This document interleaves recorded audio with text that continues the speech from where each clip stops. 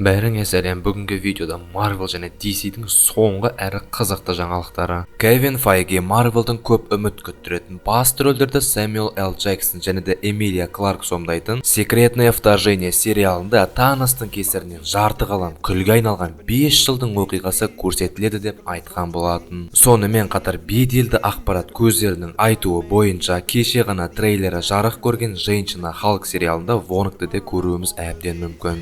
Тор Любовь и Гром фильмінің титрлардан кейінгі сценаларын жобалап көрсек, әдеттегідей соңында 2 сцена болатыны анық. Ең қызығы сол 2 сценаның біреуі Стражи Галактики фильмінің спин-оффы Я есть Грут атты анимациялық жобаның трейлері болуы әбден мүмкін. Бұл жерде неге деген сұрақ болуы орынды. Оның себебі Нет пути домой фильмі. Нақтырақ айтқанда, дәл сол фильмнің соңында мультивселенная безумияның алғашқы трейлерін көрсеткен болатын. Демек, Я есть Грут жобасы жақында шығатындықтан, Marvel Нет пути домой фильмінің фишкасын тағы да пайдаланып, жобаға реклама ретінде фильмнің соңына трейлерін қосуы әбден мүмкін. Өз кезегінде Тор Любовь и Гром фильмі шілде айының 7-сінде үлкен экрандарға жол тартуы тиіс. Дэдпулдың 3-ші бөлімінің сценаристерінің айтуы бойынша Диснейдің фильмнің өндірісіне араласатын ойы жоқ. Керісінше Дэдпулге өзіндік әзілдері мен қатыгез сценаларын сақтап, және де 18+ рейтингінде қалуға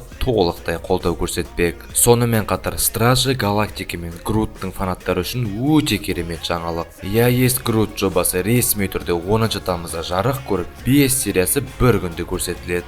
Deadline порталының хабарлауынша Marvel Громовержцы атты антигеройлар командасы туралы толық метрлі фильм дайындауда. Фильмнің режиссерлық жұмысын Джек Шрайер атқарып, команданың құрамына агент США, Земо, Елена Белова, Мерзіш және де Призрак кіреді деп күтілуде. Күні кеше Скала Джонсон басты рөлді сомдайтын DC-дің самый ожидаемый фильмі Черный Адамның трейлері жарық көрген болатын. Фильм негізінде алдымыздағы шілде айында шығуы тиіс болған. Бірақ та DC оны қазан айының 21-не ауыстырып жіберді. Оның себебі сол баяғы графика жұмыстары. Ең қызығы Черный Адам Лига Справедливости командасымен бірге DC-дің негізгі әлемінде. Трейлер құрамына Доктор Фейт, Хоукман, Атом Смешер және де Циклон атты персонаждар кіретін Общество Справедливости командасын анығырақ көрсетіп фанаттарды қызықтырып қойды. Ал фильмдегі Адамның басты қарсыласы Саббак атты Әзәзіл болуы әбден мүмкін. Комикстерде Саббактың күші дәл Шазамдыкіндей, бірақ та ол күшін Әзәзілдерден алады. Ал ең бастысы ол әрине Marvel фанаттары үшін өте ыстық Железный человек фильміне отсылка.